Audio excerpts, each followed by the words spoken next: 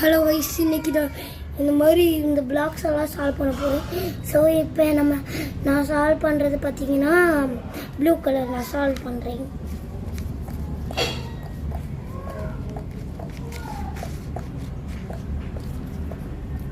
இன்னும் கொஞ்ச நேரத்தில் சால்வ் பண்ணிடுவேன் கைஸ்.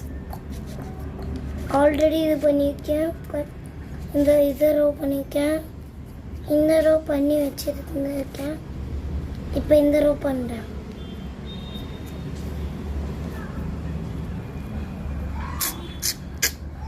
பண்ண முடியும் கைஸ்.